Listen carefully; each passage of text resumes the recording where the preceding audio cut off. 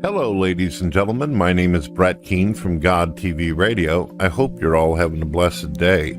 If you would like to support GodTvRadio, you can do a one-time donation through PayPal, or you can buy us a gift off of Amazon Wishlist, or you can buy one of my books. Afterlife Simulation is the newest installment of my novels and written works, or you could buy some of our music and art. Also, I sell merchandise such as t-shirts, mugs, towels, clothes, apparel, anything that your heart desires. God bless.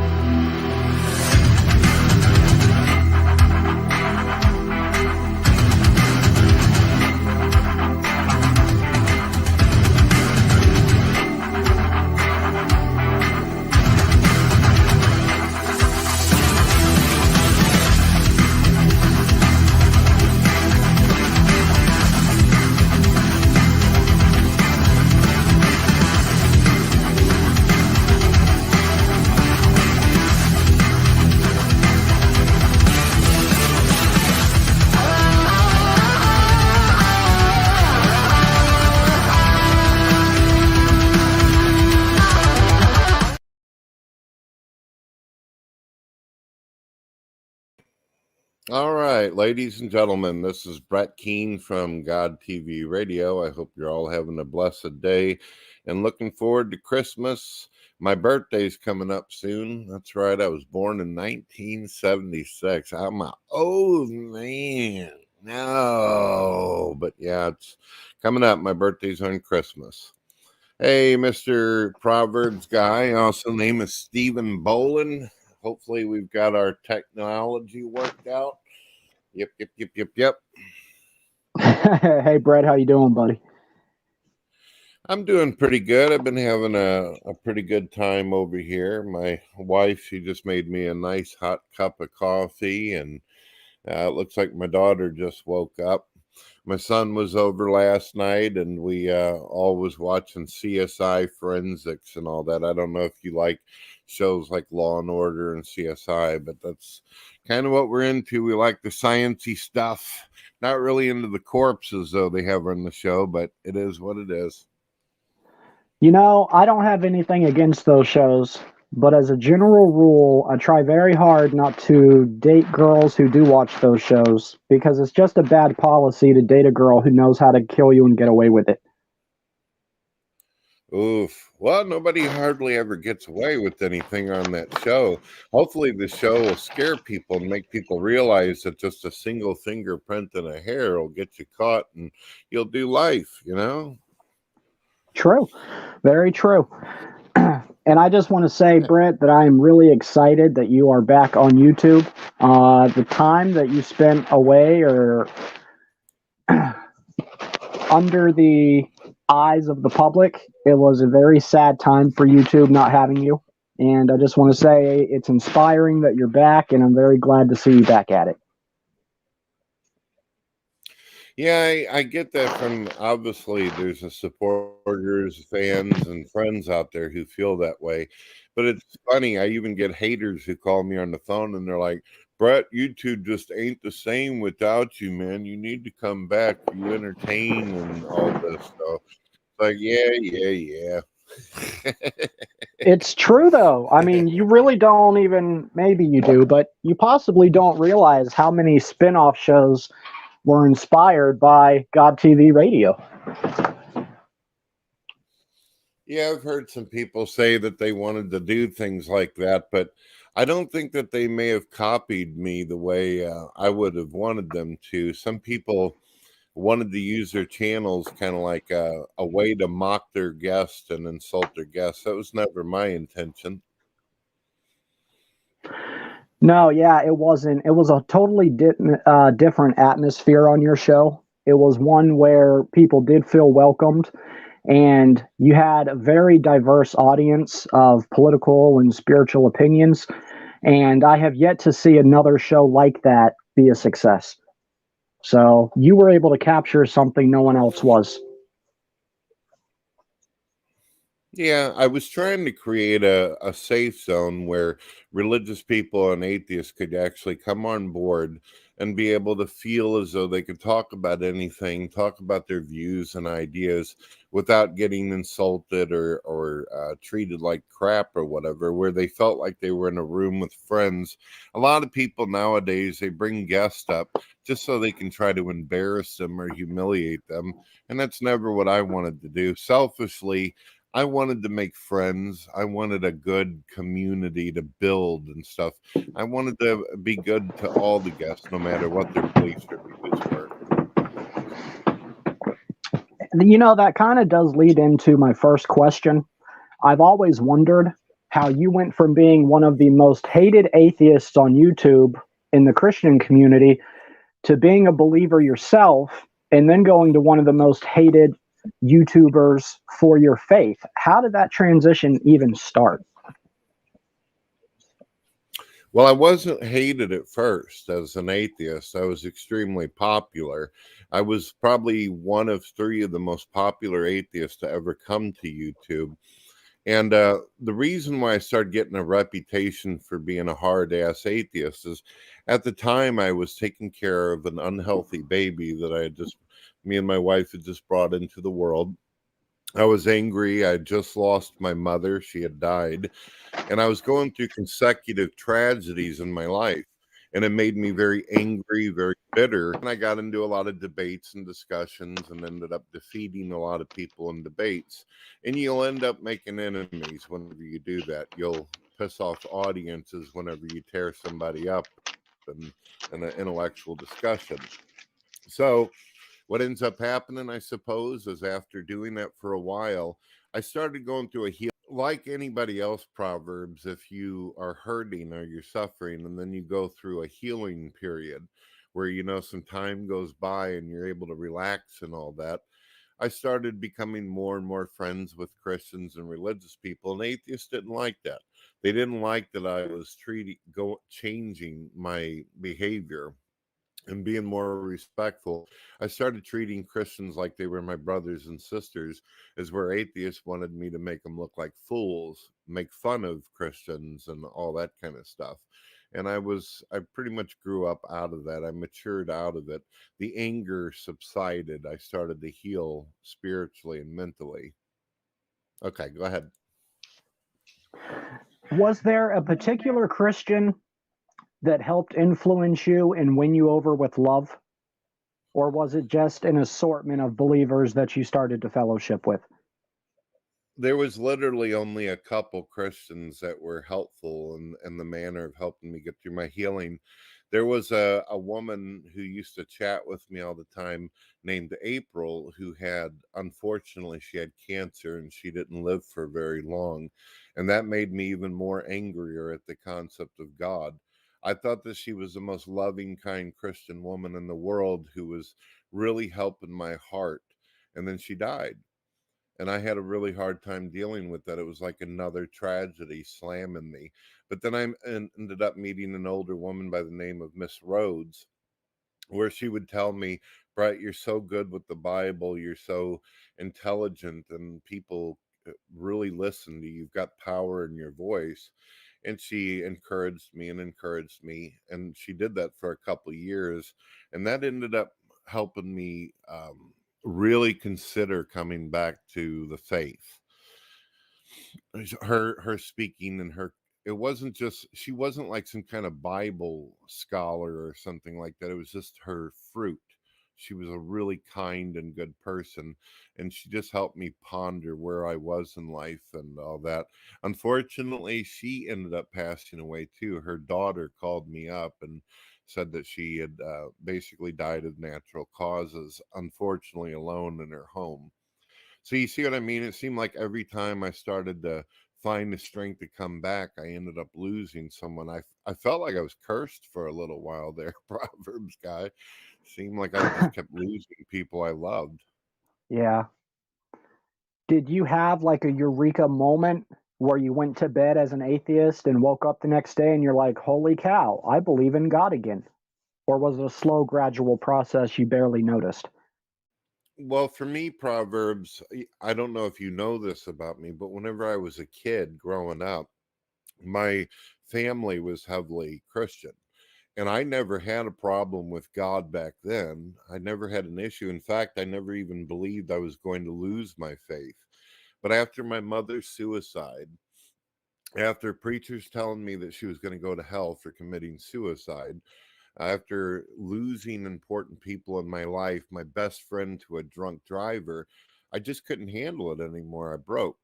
But as far as a eureka moment that coming back to Christianity, no, I hated religion, Proverbs guy, and I still have a distaste for it today.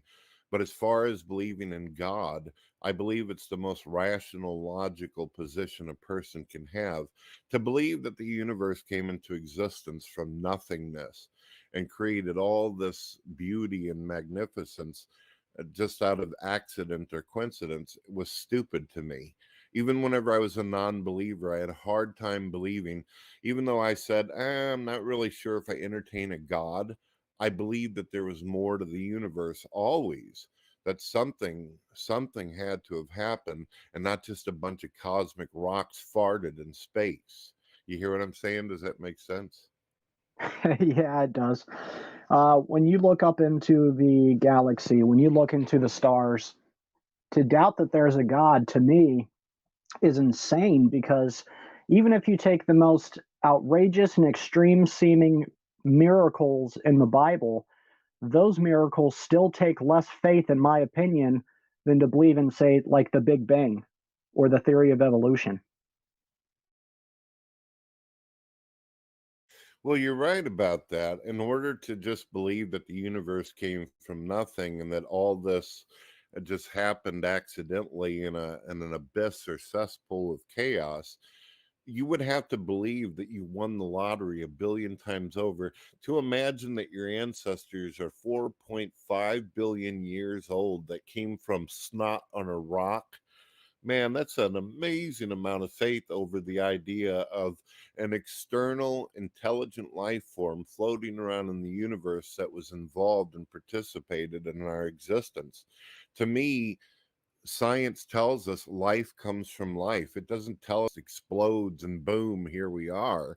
That's just not the way it works. Not in reality, not in science, not in religion. Now, since you closed down the last Brett Keane Radio, God TV Radio channel, where exactly have you been in this time that you've been absent from us on YouTube? Have you just been hiding in the shadows? You've only been doing your radio show? Well, I've watched some YouTube videos from time to time, but I've got a wife and children and all that stuff. Well, my children are grown up, but I enjoy spending time with my family and doing other things. I started to get to a point, besides the broadcast getting annoying for me, I wasn't feeling, how do I put this? No one can insult me off of YouTube or make me feel bad or something. What happens is I need mental stimulation. And if I feel like I'm not having good discussion, if I feel like people are not wanting to participate, or if I'm not having an enjoyable time, I'll just simply shut it down. See, I don't feel like I'm losing anything because all my stuff, every bit of my material from the day I started doing all this is up on my radio as well as other places. Every time I upload a video, it goes other places on the internet. The problem is that YouTubers don't tend to venture out to other things. A lot of people listen to my radio, but they're like, "Oh, what's this other video site? What's this other place?" I kind of stock up and archive everything I've ever done everywhere else. So it doesn't make me feel like I'm losing anything. To me, when you have whether you have 10,000 subscribers or more, it's just a bunch of numbers. Unless those people are actually participating, then numbers mean nothing. Does that make sense? Yeah, it does make sense. I could definitely agree with that. Do you know sort of the direction that God is wanting you to take this new YouTube channel versus the direction that you took with the God TV Radio YouTube channel? I kind of felt like a long time ago, Proverbs, that God just wasn't interested in me doing any of this anymore, to be honest with you. That's been my thought for the last couple of years. And the reason why I say that is because my desire, Mr. Proverbs Guy, was I wanted to not only do a show, but I was wanting to build a big Christian community, not like a church, but just a place where Christians could come, hang out, fellowship together on a virtual level, and do all that. And unfortunately, even with people that I really respect and care about, they just never had the time to do anything. I felt very alone in the virtual world. In my real life, if I want to talk to someone or hang out with a friend, people are always available. They're always ready to do things. But on the internet, it seems like everybody wants to promote a YouTube channel and they never have time. I just never felt like people were very close on YouTube. Very lonely experience, Mr. Proverbs, at least for sometimes. Yeah, that does sound like it would be lonely, and even lonelier because you had such a cult like following of people who really enjoyed you and enjoy your voice and just enjoy the Brett Keane atmosphere. Um, and to feel like they're right there in your face, but not be able to reach out and grab them, I guess that would feel pretty darn lonely, huh? Well, let me give you an example of something. Remember, whenever I was doing the show, I would constantly say to you specifically, as well as others, I'd say, "Hey, man, why don't you come on in?" And you didn't want to come in because you knew that at the time there was drama and aggravation. People weren't just wanting to hang out and talk and have a good time and talk about Jesus. Everybody wanted to drive each other up the wall and stick a stake through each other's heart. So you didn't want to be involved in that because it always got turned into drama and irritation. Had it been about God the way I wanted it to be, had it been about the light of Jesus, you would have been a lot more content with coming in, wouldn't have you? But you couldn't because you knew you'd be in the middle of the shit sandwich without the bread. Sorry about the language. No, yeah, you're right. And, a lot of it, sadly, wasn't even between the atheists and the other believers as much as it was two segments of believers duking it out on your show. And that's very discouraging because both of them are throwing around Bible passages and defending their viewpoints. And it's like, guys, there has to be a middle ground somewhere. You can't both be speaking for God, um, but going against each other and at the throat all the time. It just doesn't make sense. So I imagine for you that had to be frustrating. It was absolutely horrible, Proverbs, because like yourself, I respected both people from both sides. I respected the women as well as the men. And my true intention was to try to help them. And I thought that I had the ability to do it. And I actually believed after praying about it many times that God would give me the wisdom to say the right thing or do the right thing. And then finally, one day I prayed and I said, God, I don't know what to say for these people. They want to choke each other's neck. What do I do?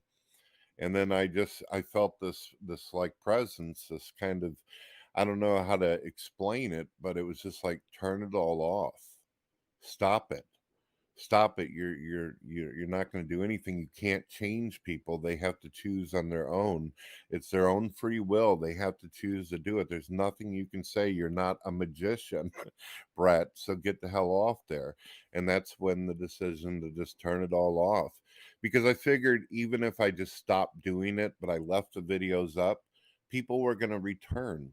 You see, people live in a time capsule on YouTube. If you and I were to have like a negative discussion, but I left the video up, even if we're getting along for the rest of our lives, people will see the video and they'll still think that they're back in 1982 where the drama was. They don't realize that things have changed and people have moved on from their problems.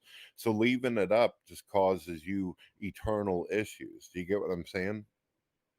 Yeah, that's a really good analogy of a time capsule, actually. Do you feel like a lot of this drama was rooted in the Kent Hovind saga that spiraled pretty much out of control in that time during YouTube. Do you regret the Kent I Hovind saga? I don't regret trying to help Kent or Cindy Lincoln or Mary or any of them because, like I said, Proverbs, I respected every single one of them. I cared about them. And at the end of the day, after thinking about it, I know that I tried the best I could. I know that I did. I wish I would have been able to help them all, but in the end, I felt like all I could do was just be there and listen. But sometimes listening is the best thing you can do. Sometimes you're not meant to say special things or magic words. Sometimes people just need to vent. And I'm sure women like Cindy Lincoln and Mary, they're leaders. Kent Hovind is a leader. And who do they have to talk to? Everybody relies on them to be the ear. But now they had somebody to listen to. And I hope in some way I was able to help them like that, at least. I do believe you did, because I still speak with Kent Hovind regularly, and we have brought you up before, and he wonders how you are, and you were a blessing to him, uh, for him to be able to get his side of things out there, but also just to have someone to talk to. I know that he treasured that. Yeah, I've been, Now, unfortunately, I did call and say like hi to him and all that, see how he's doing a couple times, but I didn't stay on the phone super long or anything, just checking on his health. I'm glad to hear that there was something positive that happened out there for him. Of course, Proverbs, that I put my phone number out publicly. If there's any Chris or even atheists out there having a difficult time, always welcome to call me up and say, "Hey, man, what's up? I'm having a tough time. I could use a buddy," you know? yeah, no, for sure. And if you want, you can send me that number. And when I post this video on my YouTube channel, I will put the number in the description for people because it's pretty awesome that you can reach out and talk to Brett Keane. Well, my number is actually in the description of every single video I do, along with all my links and all that. Anything you want to grab off there, it's there. It gives a warning to people though. Unfortunately, I've had people who would call me up and threaten me and say some pretty nasty things. I've had to actually call the police on some people. I didn't like that. No, I bet you wouldn't, because generally you're a very friendly guy. So I imagine that ripped you out inside. It's tough. It is. Some people say some really awful things. Proverbs. I used to hear people a long time ago say, "Brett, why do you put your real name out there? Why do you put your phone number and all that? Aren't you scared?" And said, "No, not really. It's just sad because I am a very laid back, calm person who tries to be friendly. But you know how it is. It doesn't matter if you're Tom Cruise or John Travolta. Doesn't matter if you're the most beautiful woman in the world, you're eventually going to get you a stalker, a hater, or something.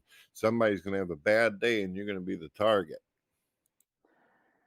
Yeah, and a really sad part of YouTube is that it has migrated from this place where we can agree to disagree or even have discussions off of opinions to where it's almost all personal attacks.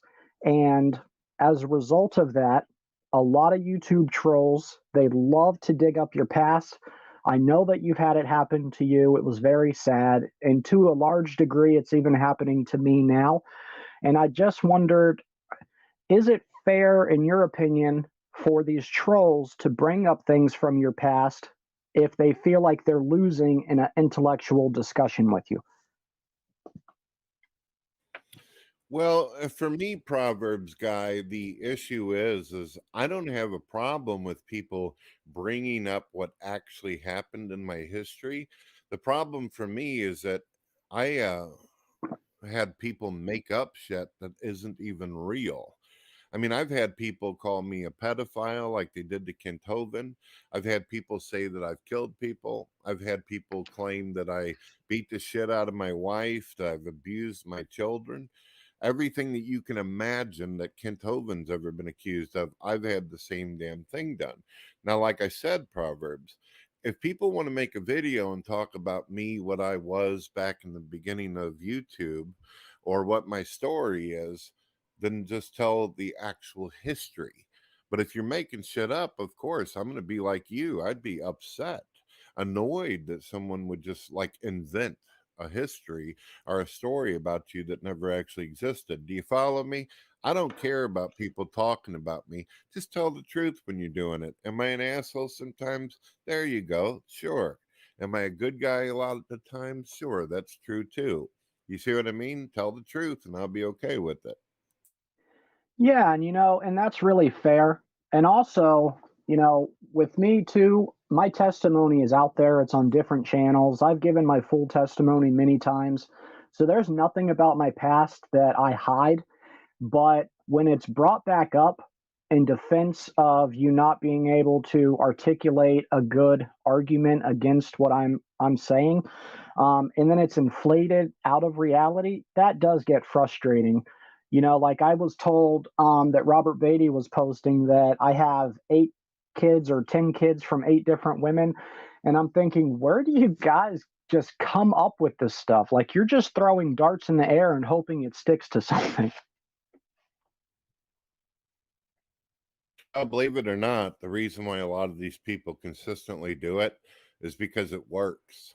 I hate to say it, Proverbs guy, but as long as someone continues to tell a big enough lie, Adolf Hitler said a long time ago that the bigger the lie, the more easier it is to convince people of it. Believe it or not, that's actually in his journal whenever he's insulting Christians. So these trolls, they live on that. They know that other people on the internet don't know nothing about you. So they can throw out any crap that they do, and then they get off on you having to defend yourself for hours and hours. It tickles them that they've impacted your life and got that kind of attention from you. And that's what they do to Kent Hovind. That's what I realized was happening. And I was like, I'm not helping this guy. I'm actually assisting him into the lion's den. And that's not what this show's about. Now does all this make sense? Yeah, it is really coming together, and I hope that a lot of people watch this because there were a lot of questions left unanswered when you took your untimely departure from YouTube. So to be able to get some of the backstory and to be in Brett Keane's head and know what was going on up there, that's interesting.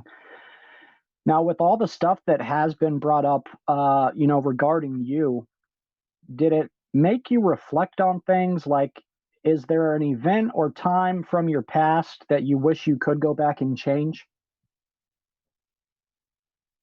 The only thing that I wish, as far as the internet goes, that I wish that I could have changed around is not to have been so naive when I started out.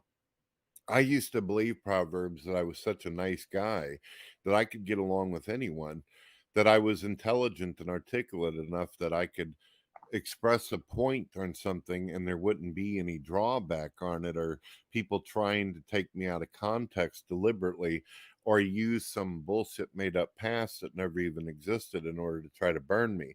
Basically what I'm saying is I wish I would have watched out for people a little bit more when I started out, because I didn't know the internet was this evil. I didn't know Satan was walking to and fro looking for pricks to pound on. I didn't know that. I thought that I could get along with just anybody, and it turned out I was wrong. Nowadays, I'm a lot more hardcore. I'm aware that there's evil people out there just looking to smash you and destroy you for fun, that there's sociopaths that are sadistic, who enjoy other people's pain, and some people like to hurt themselves. So, knowing that, I wish I would have been a little bit wiser when I came to the internet and realized what I was getting myself into. But that's really it. I've never done anything on the internet that I feel like I deserve to have my ass whipped or treated like a disrespected or treated less than human. I felt like I'd done pretty good, just the naiveness and ignorance. Yeah, that's totally fair, man. The videos that you're posting now, they are so good. And it's obvious that you have an extensive knowledge on scripture. And I'm sure that a lot of that came from before you were living righteously again, back when you were an atheist. Some of the atheists that I've met are so well versed in the Bible that they put the majority of Christians to shame. All the experience you have with the Word before and after coming back to the faith, do you have a favorite book of the Bible? And could you tell us why? I would probably, if I had to, I'd probably go with the book of James. It's one of the most beautiful books in the New Testament. It speaks a lot about compassion and mercy. And I also like how really cleared up it is. I notice a lot of people, they use Matthew and Mark in some of the books of the Old Testament to try to, atheists will use it to try to contradict verses, and Christians seem to sometimes get a really strange interpretation when dealing with other books. But James is one of those books where it's like a billboard sign that you can't get wrong. It's just right out in your face. It says, this is how I want it. This is how it has to be done. And there's no way to like misinterpret the book of James at all. It's one of the easiest, one of the simplest, and filled with love and mercy that I can give a person. Yeah, I think I love James for the same reason. It takes out a lot of the guesswork. It speaks in clear language to where you don't ever have to assume what the text is saying, like it says it plain and clear. And that is nice because some of the New Testament was written with a lot of reference to the Old Testament. And if you don't read the Old Testament and you solely read the New Testament, you're only getting half of the picture, where James kind of puts them together in this billboard that you described. It's very nice. I feel like James also clears up a lot of things too. I've noticed that there's a couple different camps of Christians out there where they argue over things like grace and law and all that. And I think that James really clears that up. And I think it also helps with the you've probably heard religious people argue over the Trinity and God's Hmm. divinity and how he does on this. Yeah, it for me it's a straight out, it's clear. It's really, really helpful. What else you got for me? Anything you can ask me anything you want. If you come up with something just on the fly, I'll answer anything you like. Okay, I have three more written questions I'd like to get through, but then I'd be happy to get into some deeper stuff. So my next question is, I don't think I've ever Well, heard well, you hold it. describe. Can you do me a favor real quick? Do me a Yeah, favor real quick. I have to use the restroom. I've been drinking coffee. Why don't you plug your channel? Tell people a little bit about yourself and all that, and also give a shout out to some people out there that you like to watch and listen to while I'm using the restroom. All right. sounds like a plan. So I am Proverbs Guy. I'm with the Proverbs 2717 YouTube channel, and my purpose is I like to interview Christian content creators, televangelists, pastors, anyone with a come to Jesus testimony, and I just kind of like to get their story and get it out there. Some of the bigger names that I've had on my show multiple times is, of course, Kent Hovind. He's a famous creationist. But one of the other guests I'm also very excited about is Marinelle Wyatt Lee. And Marinelle Wyatt Lee is the widowed wife of Ron Wyatt. He's the gentleman who located Noah's Ark and Sodom and Gomorrah. He found Mount Sinai and the Red Sea crossing. I have multiple interviews on my channel, the Proverbs 2717 YouTube channel, with Marinelle Wyatt Lee. And we have some exclusive footage from Ron Wyatt and some really heartwarming miracle stories from behind the scenes. And it has just been a real blessing getting to know her. And she's going to be coming back on to do a lot of shows. A lot of the pastors that I watch on YouTube, one of my favorite pastors right now is a gentleman who's already gone home to be with the Lord, and his name is Adrian Rogers. He is one of the most spirit-led pastors that I think I personally have ever watched on YouTube. And I didn't discover Adrian Rogers until about a month or two ago. And I was so sad to find out that he had already passed away. But all of his ministry work is still on YouTube. His channel is Love Worth Finding. And if you haven't ever listened to Pastor Adrian Rogers, I would very strongly advise it. Some of the other pastors that I watch on YouTube is Vadi Bachman. I really do like Vadi Bachman. He's clear cut. He's not afraid to tell you what is a sin. Justin Peters is another pastor that I really admire. I love how he calls out the prosperity gospels and just polluted gospels altogether. So Justin Peters Ministries is another really good resource that I use. And John MacArthur, of course, he is also a very humble but truth-telling pastor. And if you're looking for just solid word with that Baptist leaning, I would, very, very much suggest all the gentlemen that I have just mentioned. And hopefully you guys will definitely come to my channel as Proverbs 2717 YouTube channel and check out the content we have. And if you're interested in getting in an interview, I have the information on there, how you can reach out to me, and I'd be happy to set up an interview.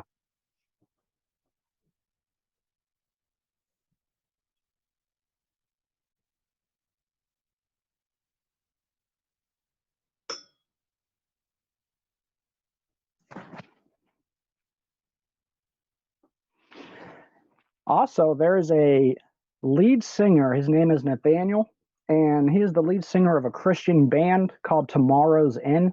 Tomorrow's with a Z. And look him up. And if you're interested, you can find a couple interviews I do with him on the Proverbs 2717 YouTube channel.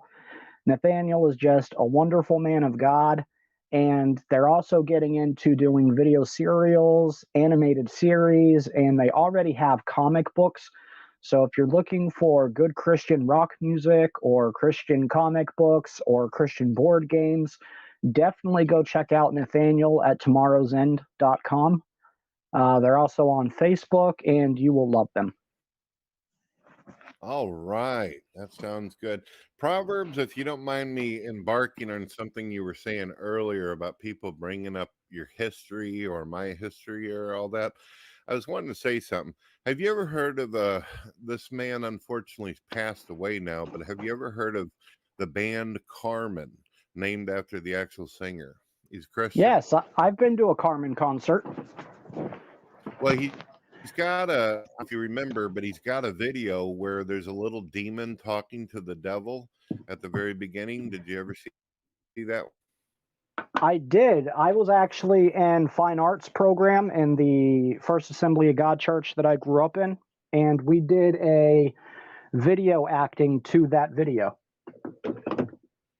Well, do you remember what the little demon and the devil said at the end? The demon was bragging about all the evil, terrible things that Satan had done to the world. And then the demon said, but we have a problem. The Christians are doing this and they're doing that. And Satan said, well, then I'll remind them of their history. I'll remind them of their past when they were this way and that way. And the demon says, yeah, but they'll remind you of your future. I do remember that. I mean? Yeah. I got cold chills. So just think about that. Just think about that when people are trying to use your history or your past or some made up nonsense or lies to do that. Just remind them of their future. That's wonderful advice, Brett. Now, I know that you've never mentioned history off the bat a... No, you're right. But the future can. So do you fit into a certain denomination? Really, no.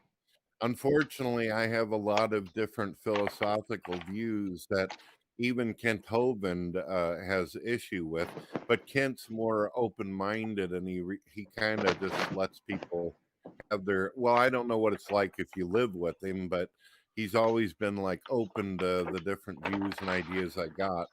But even Matt Powell, whom I totally respect and dig, he says to me, Brett, you got some really unusual views. I have a lot of unusual views about Christianity that some Christians they weren't taught that. They didn't get into it in church about some of the things that I believe in. So it sometimes surprises people whenever they hear some of my views. I can give you examples if you like. Yeah, could you? Well, one of them is the position of annihilationism. People have a tough time with that. And also my view on free will, predestination, and determinism. I don't know if you've heard of that concept before. No. Well, it basically it I'm what you referred to as a compatibilist, and a lot of Christians find that to be a little difficult. It's basically how God can know all things, and you still have the choice in the matter to be able to make decisions. And I guess the way I describe it, it works for some people, but other people, it's like, no, no, no, no, I don't think that's possible or whatever. It's and you know what annihilationism is, right? Well, that's when God wipes out the entire world for the punishment of sin.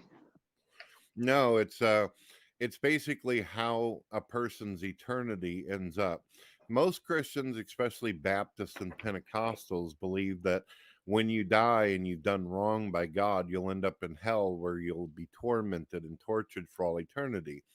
I believe that the torment that people go through is the regrets and guilt of their own life, realizing that they've made mistakes and while they're about to be perish. Jesus says that people will perish. I believe that people will be ruined and destroyed, annihilated. Not that they'll spend all eternity in some flaming ball, suffering and screaming while demons take turns beating on them. I believe that the soul will be obliterated. And some people, they're like, I don't know. I think it's eternal torment and all that. Has anybody ever thought what the torment is, though? If you don't have a physical body or a nervous system anymore, then where's the torment coming from? I believe it comes from one's consciousness. Does that make sense? Yeah, sure, I could see how you would come to that. My Of dad course, I've subscribed always to a told similar people belief. I've always told people that if they don't agree with me, they're more than welcome to debate me or have a discussion on it. And I'll listen. I'm open minded if people can change my mind on stuff. But people seem like they get just more irritated than actually try to change my mind on it. Yeah, no, and that is kind of a plague in our faith.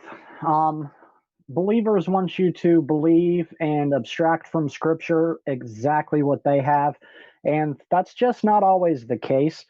Nor do I think it should be. You know, we have salvation issues, and as long as you're in agreement on those salvation issues, everything else I just see as an in house issue, and it really shouldn't divide us because at the end of the day, it just doesn't matter. There is one other position that I hold on a philosophical level that's got me into some heat. Kent's never got on to me about it, or Sandra Hovind, or anything like that, or even any of the ladies in the past that I was having discussions with. But I have had a lot of Christians get on to me for mouththeism. I don't know if you know what that is. You did do a long video on Maltheism, and I did watch that one. But for anyone who's watching my channel and hasn't seen you before, first of all, they need to go like and subscribe to you. And second of all, can you fill us in on Maltheism? Mouththeism means that God has a dual nature about him. God is love. I believe that God is love, but even with love, you will suffer, you will hurt. I believe that God has a kind of a dark side to him as well as a good side. And a perfect example of that is what happened in Egypt or what happened with the flood. There's many, many moments in the Bible where God goes from a God who is a God of love to a God of judgment, wrath, and destruction. And God doesn't, how do I put this? He doesn't hide that fact either. He doesn't try to, pretend as though he's something that he's not. But some Christians see Jesus as like a hippie that just like smells flowers and says nice things all day. I believe that God can just as easily love us as he can put us out of our misery if we continue to behave the way we do in our evil natures and the choices that we make. And some Christians have a hard time with that because they just want to believe that God is all good, God is all loving. But anybody who's ever actually read the Bible knows that God has his moments where he draws the line and says, look, you've pushed too far, you've went too far, and now you're going to pay for it. There's consequences for every action. So that's how I see it. Some Christians don't like that. So when you take the instance of the flood, do you see that as one of the times where God woke up on the wrong side of the bed? Because I've always looked at the flood as a story of compassion and mercy and love. I've never looked at it as his wrath and being a bully. Well, let me try something on you just real quick. If let's say that you were in a room filled with non-believers or whatever, and you were to say that you believe that the flood was an act of just love and compassion. Now let's say a non-believer were to ask you, well, why did God kill the babies for? Why were there toddlers drowning in this water for? What did they do? What did the animals that didn't get on the ark do to deserve to be wiped out? Some people may ask you, why didn't God just simply snap his fingers and rapture them all up? Why did they have to? Because drowning, Proverbs, I don't know if you've ever known someone that's drowned before, but it's a horrible way. It's a slow, terrible way to die. You're literally suffocating. It's miserable. Your body will jerk. You'll go through so much misery just as you take your last breath. I'm sure that a person that is in that process would not think that that was an act of love done on them. That's very true. But the thing that we should always remember, especially when we talk about the flood, is that God has built into his creation natural offsets. Right? Sinning in the garden, the natural offset of that was the fall of mankind. And the sin of the world at the time of Noah's Ark was so evil and so wicked. First of all, it's terrible that all these children and babies drowned. I don't think any believer even would dispute that. But the world that they would have been brought in was such hell that the most merciful thing that a compassionate, loving God could do was to completely wipe out the earth and start from scratch. And, just another sign of that was that not even Noah was found to be righteous. Noah was righteous for his time. So for God to extend that hand to us at all and give us that second chance to do better that time around, I do see that as an act of love and compassion. Does that make sense? Oh, I can understand where you're coming from on that. But even when you read the Bible, Proverbs, it was very clear that God was agitated. He was angry and he wanted to get rid of people. In fact, it implies that God almost got rid of Noah and his family too, that he was actually questioning, should I even have made mankind in the first place? It repented him of it, I believe is the word that it uses. Depends on what translation. But you get my point. I understand what you're saying. You wouldn't want to raise a child in an evil world filled with sin where all this debauchery is happening. But on the other hand, some people might ask, why would an infinite, all powerful God do it that way instead of, let's say, just send Jesus or something or a Messiah during that time to fix people or try to change their minds then? It's all interesting, and I think God definitely has a mysterious way of doing things. But it definitely wasn't just an act of love. It was an act of a God who was tired of what was happening with his creation. And I think you'd agree with that. It's tough, but that's how I see it. No, I mean, I definitely see where you're coming from with the flood story. And, I would agree with you that without question, God was irritated, he was angry, and I truthfully also think he was hurt. I think he was hurt that a creation that he loved so much, right? When he created us in the garden, he walked with Adam. I mean, he loved us on a very real and personal level. And to know that man had turned their heart so far away from him and in such vile ways, I think the irritation and anger that he felt when he destroyed the world was from hurt. God was hurt that we had turned ourselves away from him in such a way that he would even have to consider destroying his creation. And I do think, I try not to put thoughts in God's mind or words in God's mouth because that's dangerous, but I do feel that's what led him to give us another chance through Noah, because he didn't want to destroy the entire creation. And he knew that there could still be good in the world. And, he already had the perfect sacrifice from the foundation of the earth planned. So at that point, the natural default is to save Noah, save his family, try to start again, knowing that we're going to fail again. But this time, instead of destroying the whole world, giving us hope. And we have that hope in Christ. Some good points there, Mr. Proverbs, and I hear what you're saying. We got somebody out here that's asking me a question. It's not a biblical question, but here it is. The person is asking, I'll put the question up on the thing. He says, Brett, how much would I have to pay you to eat a dozen raw eggs? Well, I've already eaten raw eggs. I've got no issue with that whatsoever. I prefer them boiled. But yeah, I guess $100,000 will work, and I'll eat about 10 of them. Sound good? Okay. So I answered that man's question, or woman. $100,000, I'll eat 2 dozen eggs. There you go. There you go. Well, he's not actually going to pay me $1 to eat one single egg. So I'm just giving him, I'm having a sense of humor right back with him. But yeah, man, eggs are good. They're good for the soul.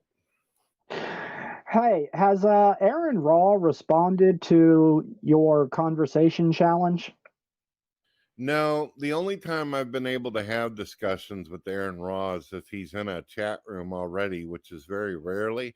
I've had probably about 3 to 5 discussions with him, and he never knew what to say with me. Like I asked him a question of how do you explain through evolution or natural selection the complexity of a nervous system?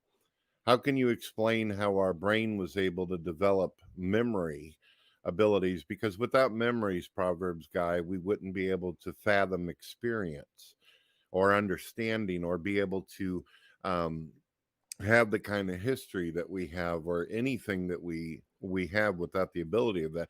It's the reason why most animals in the world are not able to function like we do or have an enlightenment age, because their memories don't last longer than 2 or 3 days. A cat can only remember for a little bit. All it knows is it likes food, and it likes to do what a cat does. Does that make sense? It does, yeah. Well, Um, Aaron Raw, he basically told me, he said, anytime I ask him questions, I ask him, does he have observable proof that it's possible that granite rock can become sentient and then evolve into what we are today? Is there any observable evidence? And his answer was, I'll get back to you. I would probably need to write a thesis on it. But the answer is there, or if it isn't, then science will one day answer. And I told him, that's a faith-based answer that you've given me, Aaron Raw. You're saying that science will one day answer the question. How do you know that? What are you, a psychic? Do you have a crystal ball?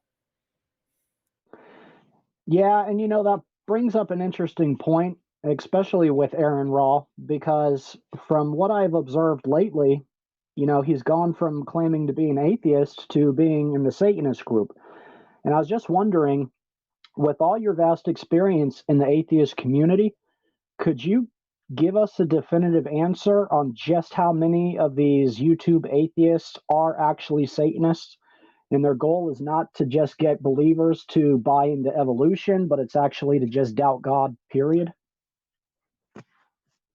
A lot of them are, Proverbs Guy. I was going to tell you earlier in the interview that it wasn't just Christians that motivated me to take God more seriously and ponder my position in the universe. When I was a super popular atheist, a lot of non-believers came to me and used to talk to me on the phone. They would talk to me on Skype and all kinds of different things. And a lot of atheists are liars, Mr. Proverbs Guy. Many of them will get on video and say things like, I don't need the Bible. I don't need God in order to live a good life. I'm a happy person. I've got everything I want. I don't need your God. I don't need your religion. But then when you're on Skype with them, they're telling you about all the miserable crap. They're saying, my wife cheated on me. She left. My family hates me. I feel abandoned. I feel neglected. And they tell you horror stories that would make your skin crawl. But then on video, they'll act like everything's fine. Everything's great. Oh, I don't need the Bible to have rules. but then you talk to them behind the stage and they're not moral, ethical people at all. They act one way on video. They're putting on a show for you, and they're pretending as though they're at a status or position in their life that they're not really at. But they don't trust religious people because they know that religious people will bring that up. They'll say, well, it sounds like you do need God. It does sound like you need a Messiah to bring light into your life. They don't want that. They want to trick people to think they got it all covered. Everything's fine, but it's not. 90% of them. Do you know how many atheists I've talked to who said that they're on drugs or they've tried to commit suicide repeatedly? It's not all grand like they try to make it out to look on video. Yeah, I have to say that's true. And I would say if I had gone through some of the life experiences that I have, a lot of them brought on by myself, and I didn't have faith to fall back on, I would be the most miserable, hateful person in the world. But the idea that this is all temporary, that this is just a vapor of God's breath in the eternity of things, and that there is a place after this miserable world for me to go to and live in paradise, I take so much renewal in that. I could never imagine not believing in God. Like it baffles me how this could be it for you. I mean, if I had to think about all the experiences I've been through and know that that was it, that was as good as it was going to get, yeah, that would be very depressing. Now, I want to point something out here to you, Proverbs guy, because some people get the wrong idea when I bring up the drug issue. I don't condemn people for drugs. I don't think it makes them any less of a human being because they do it. The reason why I bring it up whenever it comes to non believers is because a lot of atheists say, I don't need any kind of escapism. I don't need a delusion, or I don't need to believe in all kinds of stuff in order to be able to get through my life or find meaning. But if you're doing drugs, you're doing a form of escapism. You're saying that reality is too hard, that you're going through so much emotional pain and aggravation that you feel that you need external help. And that external help seems to be drugs in order to get you through your day. I'm not hating on people for doing drugs. Everyone's the master of their own universe and stuff, except for God being above it all. But that's the reason why they do it. Remember, Stalin and Hitler said that uh, this is the opium of the masses. Isn't it strange that the very masses who happen to be atheists need the opium? They need the drugs. They need all this kind of escapism, whether it's video games or something to distract them from reality in order to get through their day. So when they say it, they're lying. They're lying. And I think it's a natural human thing. Go ahead. Do you think that it's just their lack of wanting to admit that they have to depend on anything? Or is it pride? Because a believer, we have no problem telling people that we're failures, that we fail daily. I certainly do. But I have Christ to rely on. Uh, I have no use for pride because it just holds you back in your faith. Is it pride that makes atheists react this way? I think it's a lot of things, Proverbs guy. Let me give you an analogy or something. Let's say that you're driving down a dark highway or you're on a back road, lots of forests, lots of woods. It's so dusk that you can barely even see the moon. Your vehicle breaks down on this dark road. When you get out of the vehicle, you know that you can't get a phone call out. You're not getting a connection. Well, you're walking and you're probably going to start feeling hopelessness. You're going to feel like this is scary, this is dark. But for you, being a person who's spiritual, you won't ultimately feel alone. You'll be like, God will take care of me. God will protect me. God will guide me out of this. There is light. I will end up finding a town or a city. But what if you're an atheist? You don't have God. You're just in the dark. It's scary. It's terrifying. You know that if something happens to you, if you get attacked by a wild animal or some Voorhees guy comes out of the forest, it's over for you. That's terrifying. it's like quadruple the amount of fear that a religious person would have. You get what I'm saying? Because you always know someone's with you, that God's over your shoulder. But if you don't have that, it's terrifying. Okay, yeah, sure.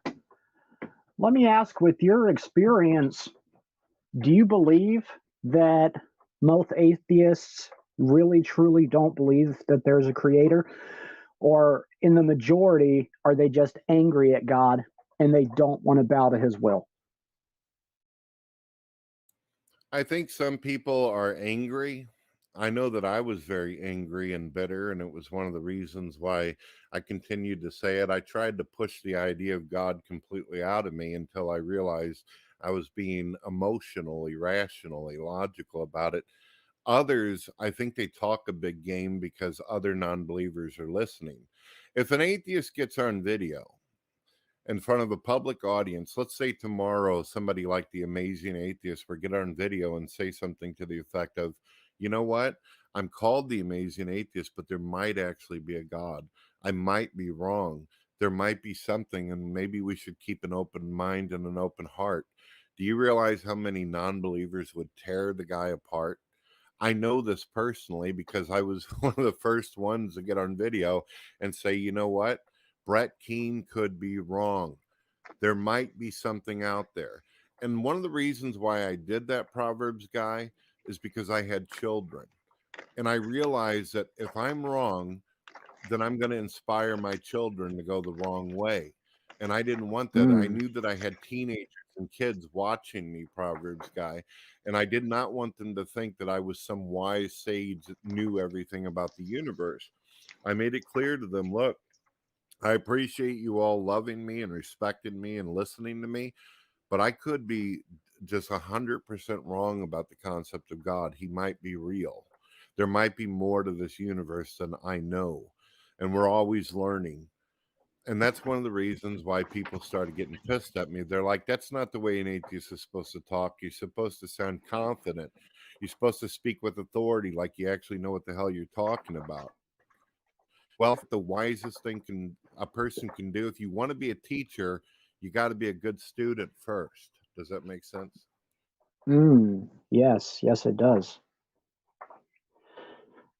So you ran the God TV radio show for a very long time, and it did seem like at face value it was very effective when it came to bringing atheists and Christians into a conversation, and nobody left with a bloody nose.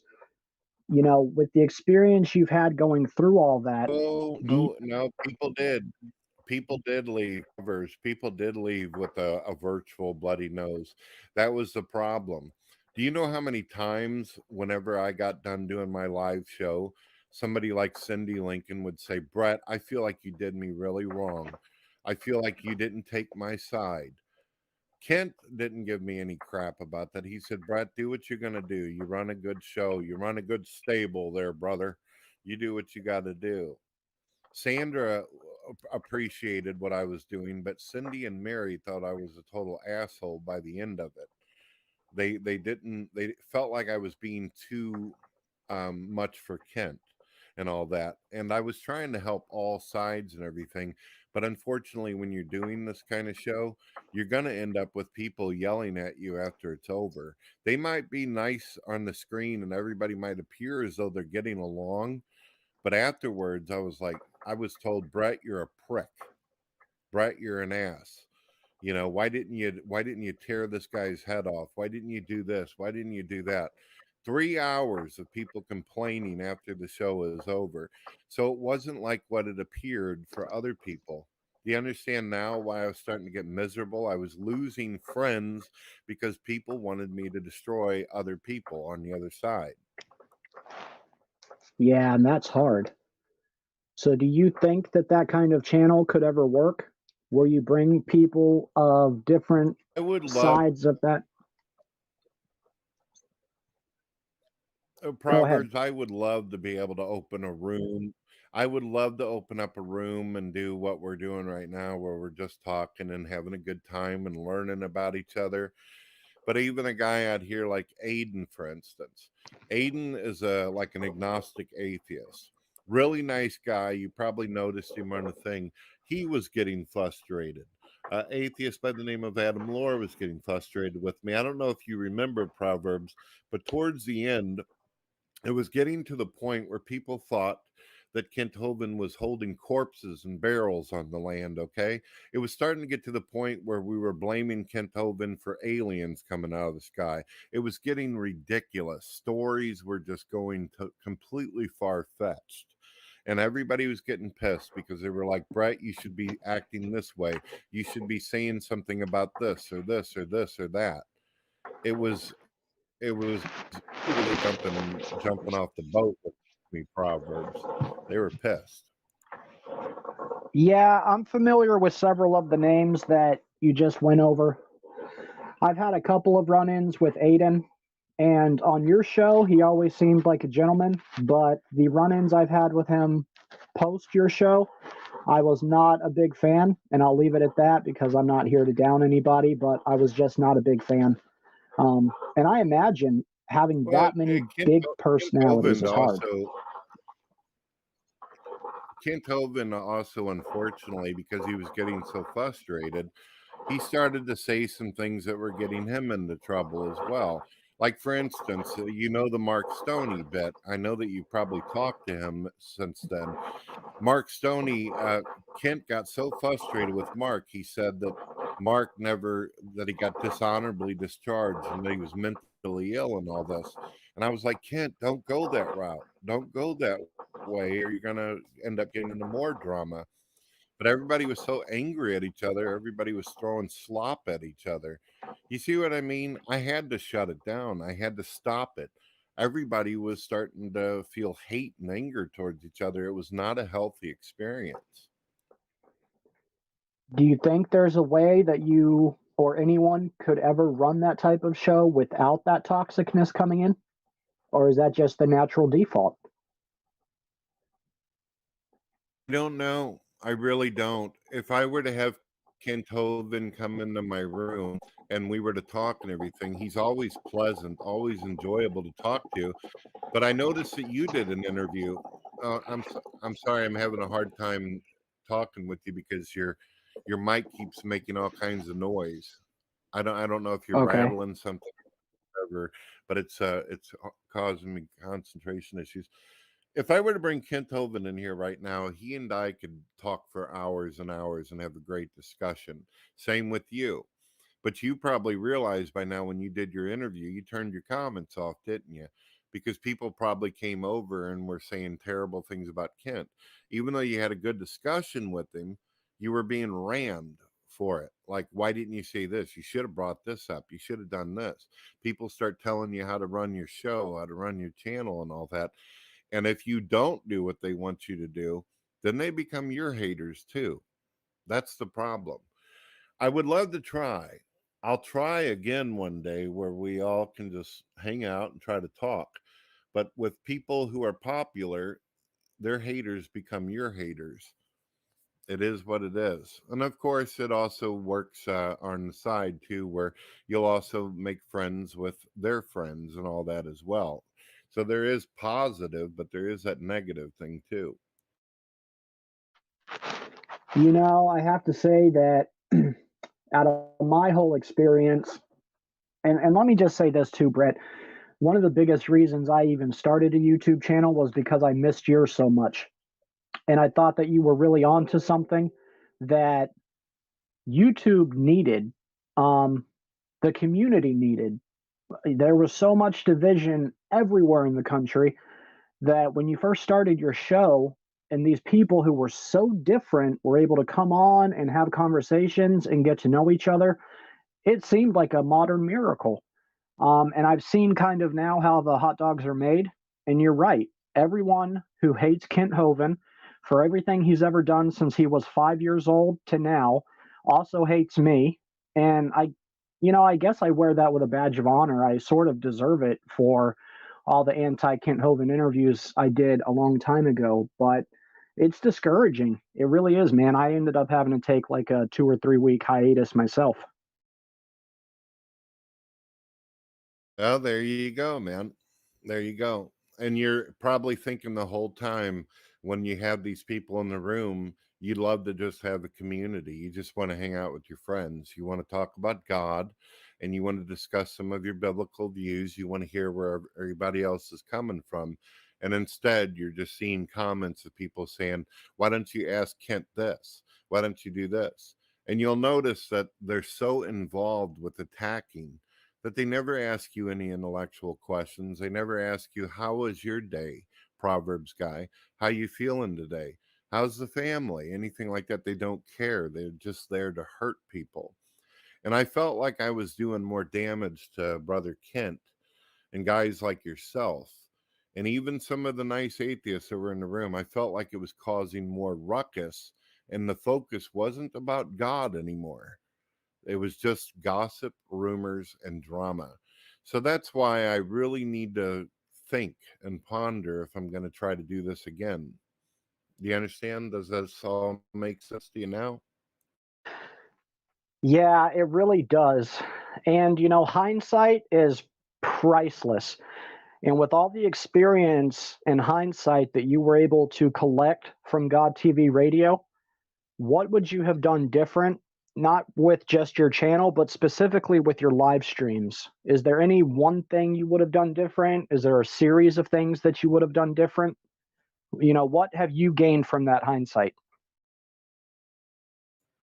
Uh, Goodness.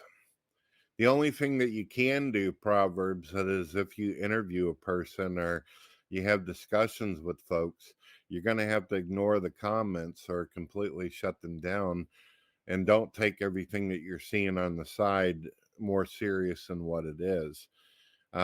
You'll have to say to yourself, you know what, no matter how I do this, no matter what I say, I'm going to get hated. I'm going to piss somebody off no matter how hard I try to please everybody, because you're not. You can't please everybody.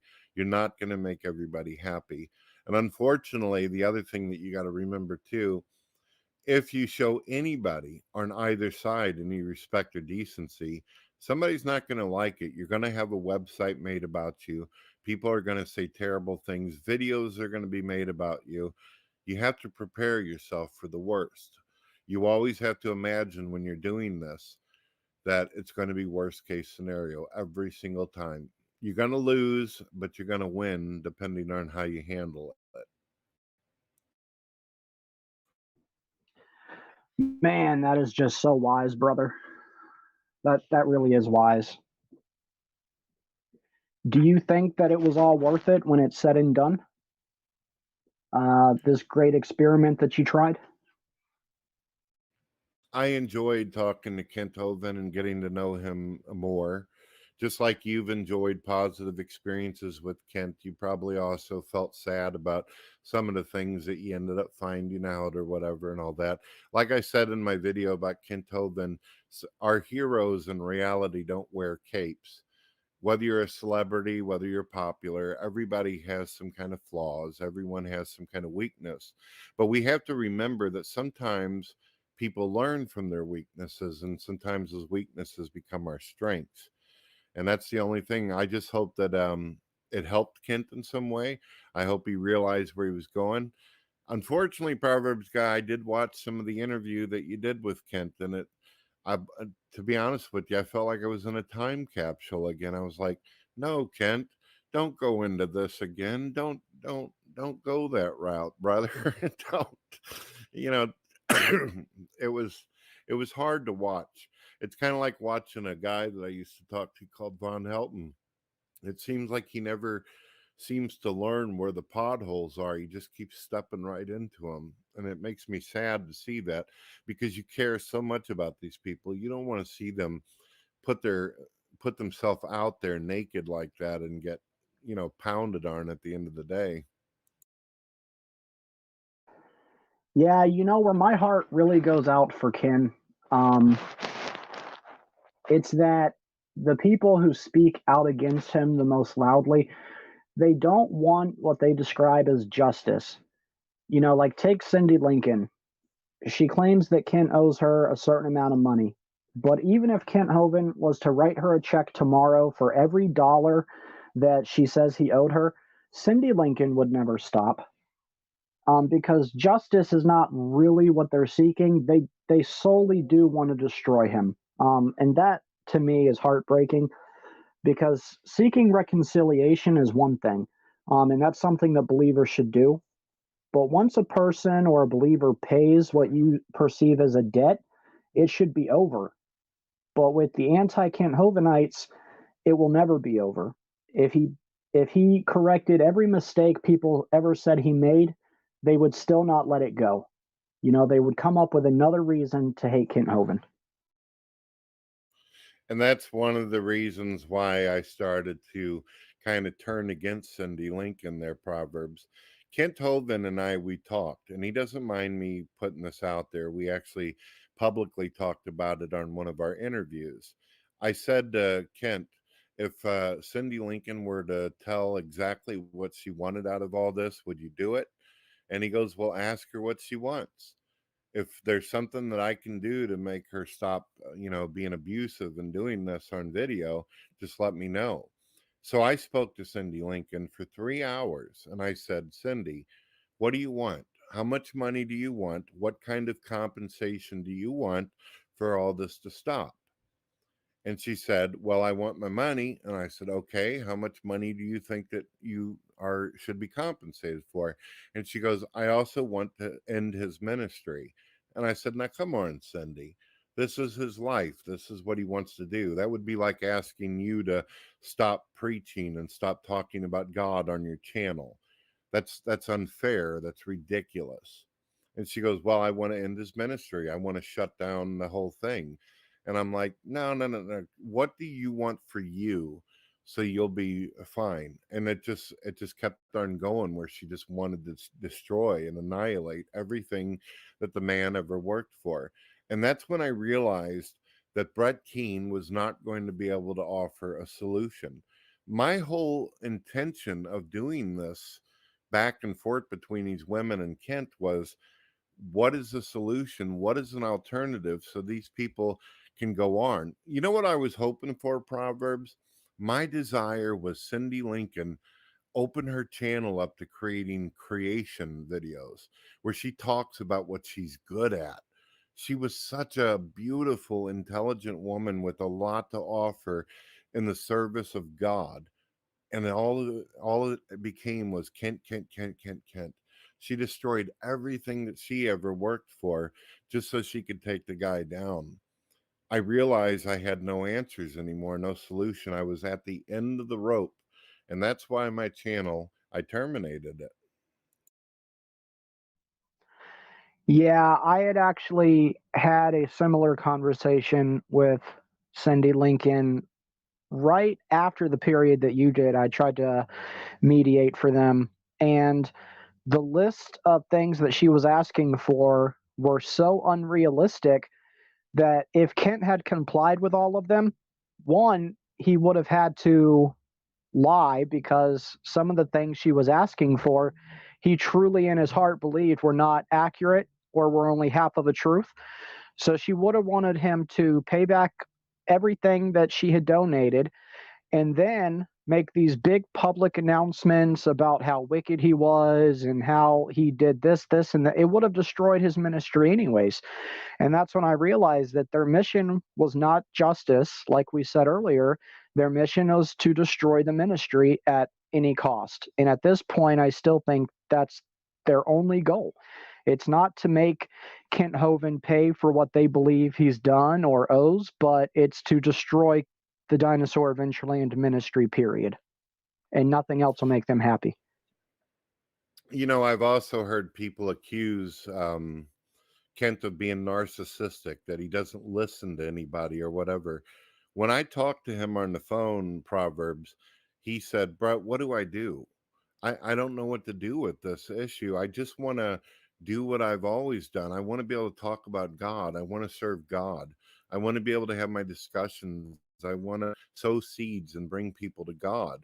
I don't want any of this in my life. And he sounded like he was in such pain. He's like, I don't want to do this, Brad. What do I do? So if he was narcissistic and he was inflated ego, is what they claim that he is, Why is a 70-year-old man asking me for advice and suggestions and help? Why is he asking the people around him, what do I do? I just don't know what to do. And I think that he really doesn't know what to do, and he just laughs it off. He just tries to put it behind him and move forward and just hope that it goes away, the nonsense. And you see what I mean? Doing a show like God TV Radio and having him have to repeatedly relive this crap and having Cindy Lincoln relive it, it wasn't helpful. And I knew that, and I needed to stop. Sure, I could have milked it. I could have just kept on going until everybody looked like total crap at the end of the day. Could have got 10,000 more views off of it. But it was never about views. It wasn't about money for me. It was about helping people that I admired and respected get back on track. And I was failing. So I knew it was time to go. And that's so sad to me, Brett, because I could see clearly what your mission was, and that it was wanting to unite people and build relationships and create a safe community. And I think everybody witnessed that. And then to see the infighting on the side of believers, it made every believer a laughing stock in the atheist community, because here we couldn't hold ourselves together or hold each other accountable for an hour-long stream without throwing so much mud on each other. We could never get clean in the eyes of atheists who were viewing. So in the end, I do think that it started doing more harm than good, which again is so sad because I know that wasn't the heart in the channel, and it started off so pure. That's what I wanted, Proverbs. I wanted unity. I wanted people to come together.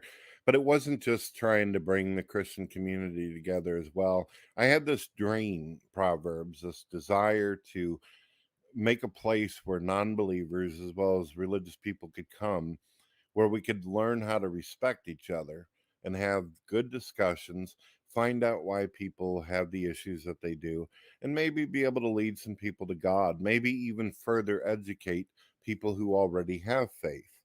That was the hope. And I not just that, but I wanted to show people that no matter what we think our differences is, no, that even though we're diverse, there's still a lot of common ground that we could all find, and that even in the most difficult times, there's always light at the end of the tunnel. Well, it started getting darker and darker, Proverbs. I made some friends, but I also lost a lot of people as well from that, people that I respected and cared about, because they didn't feel like things were fair no matter which way you went or how you did things. You could try to be as neutral as you want, but people do not like that. They want a side, they want someone to win, and they want someone to lose. And I didn't want anybody to feel like they were competing or in some kind of race or competition. So yeah, if I ever do it again, Proverbs guy, if I ever do a show, I would hope that I could do a show with somebody like yourself, someone who honestly, sincerely wants good things to happen, not to get excitement off of someone's suffering or pain. That's the only way I'd be willing to do it, if I got somebody like you or somebody like Matt Powell or something like that. If not, I'm not doing this alone again. There's no way. Yeah, brother, I have to tell you, I've tried to get going the Jesus Forum on my channel, which is a little different because as you had believers and atheists together, I tried to do it in what I thought would be more successful, right? Just different believers of different denominations. And it's still like pulling teeth, getting so many believers to not just sit down together, but then to actually listen to each other and admit at the beginning of the conversation, I may not know everything. That is so hard to find. And if you ever do want to try to get the stream back up, I mean, I would absolutely be honored to help you do it, because I've seen in just a short time how lonely it gets and how emotionally strainful it can be. And to undergo a endeavor like that with someone like you, someone who's battle tested and someone who sincerely just loves people, and wants to spread the message of loving your neighbor, I would be honored to do that with you. And anytime you're willing to give it a try, you just let me know. Well, just let me know when you got something going. I know what you're talking about and trying to get a bunch of, even if you just get like a certain group of people into a room, it's difficult. If you get a bunch of Christians in the room, some Christians have a specific Bible they like, or they go to a specific denomination. And some people are not willing to admit, I don't know everything. I'm still learning. I'm still a work in progress. Everybody thinks they're already at the finish line and they just know everything and anything and all that. And it's tough. It's tough when people lose what the Bible calls humility, being able to accept that God's ways are not our ways and things can be mysterious and all that. Some people, they think they got it all figured out. Boy, I wish I had it all figured out, but I got a long, long way to go before I can even think of saying something like that. Yeah, that's that's the heart I have too, man. I've come to realize that I'm not going to know everything until after I die from this world and get started in the next one. And even then, it'll probably be a long time of learning things. Um, Pretty much the only two things in my faith that I know for certain is that there is a God and I'm not him, and that Christ is the only way for salvation. Besides that, I'm open to listening to anybody because I don't know. I don't have all the answers. I know that Christ is the only way to reach the Father. I know that he paid our death penalty so that we wouldn't have to die that second death. And I know with, you know, a level of certainty that is unshakable that God is real. But besides that, I'm open to learning and I'm very correctable. Well, there we go. Maybe we can get something going where we try to open a fellowship. We could try putting a public link out to offer people the opportunity to come in. But I guarantee, the more people you bring in, the more it's going to get intense. But it looks like you and I, from the moment I talked to you a while back, the first time, even though it was an interview about drama and aggravation, I could tell that you were a good guy, that you have a good heart, and you're trying to do right by everybody. So if you do want to try to do something in the future or whatever, or you feel like you got something going, you got my email, my phone number. I'll be more than happy to join you. That's why you're literally the first person since I've returned that I've been willing to do an interview and discuss with, because I know that you don't have any slide of cards going on. There's not some kind of extra agenda there. You just really want to know, and you got a heart where you just wanting to direct yourself towards the truth. That's why we're here right now. That's why I'm talking to you and not somebody else. Wow, what a compliment, Brett. Sincerely, that is one of the better compliments I've ever had in my whole life. And it is an honor to just been able to meet you. You also have a heart after God's own heart, and you really are an inspiration. Your testimony alone is mind blowing to come from being one of the most famous atheists on YouTube to being a believer who is willing to put your truth out there, regardless of what the enemy throws at you. Like, man, I can't even describe what an honor it's been to get to know you, Brett, and I hope you realize that. Oh, there's a lot more to my testimony, but I didn't know if you had, a week to just sit here and listen to it. But there's a lot more to it. I'm just giving you kind of the brief summary of it. If you have any questions or whatever, I'll be more than happy to do the best I can to I answer the best of my ability. I think for this one, that's a good stopping point. We're right at an hour and a half, but I'll tell you, I would love to get you back on the Proverbs 27:17 YouTube channel because I sincerely would like to get your entire testimony. You just hyped it up so much. Yeah, I would love to get a chunk of that, Brett. I sat down one time and I did like a 45-minute video. I might actually just do like an entire series of the different things I went through. It might actually be able to help some people out to do that, because having someone sitting there having to listen to the whole thing, as exciting as it is, I don't think anybody's got enough coffee in the world to sit through all that. But yeah, anytime you want to invite me to the show or you've got some more questions for me, I don't have a problem with part 2, part 3 interviews or anything like that. And we could talk, fellowship, do all that. That is one of the main things that I wanted, Proverbs, was to find a good community of people. It doesn't matter whether they believe or they don't, just as long as there's some fellowship and a place where you can talk about God, why you believe in it, and some of the views, some of the good, some of the bad, all that kind of stuff. That would be really good for me, and I know that'd be good for my heart. That would definitely be mentally stimulating and spiritual for me. It's been rough, Proverbs. It's been difficult to just find people who want to just sit down and talk about things and be open. Well, I am all on board. We'll get together sometime later today and work out when you want to come together again. I'm super excited for it, and I think that it has the potential to bless a lot of people. Your testimony is an amazing one, and to get some more details down the road about what God brought you through to land you where you're at now would be absolutely fascinating. And I just thank you so much for taking this time out for me today. I really enjoyed interviewing you, and it has been really good for the soul. It has been medicine for the soul to fellowship with you today. And I thank you so much, Brett. Sounds good, man. Just email me or call me and tell me a time or a day when you want to do things, and I'll let you know if that'll work.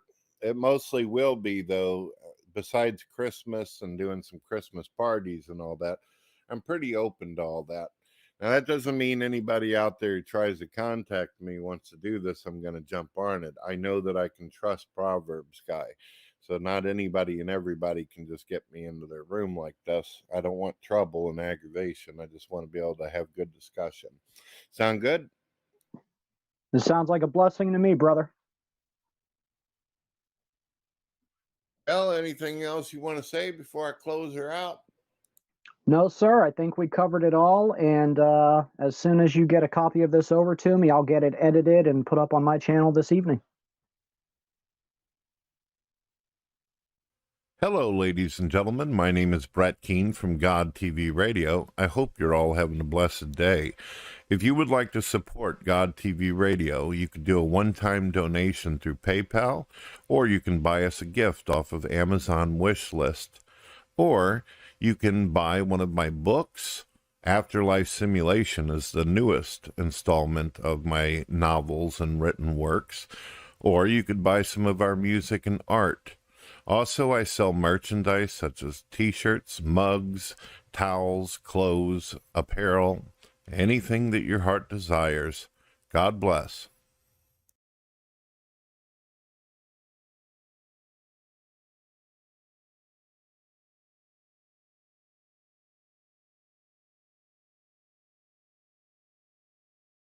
Thanks for watching the show tonight, guys. Just one more minute of your time.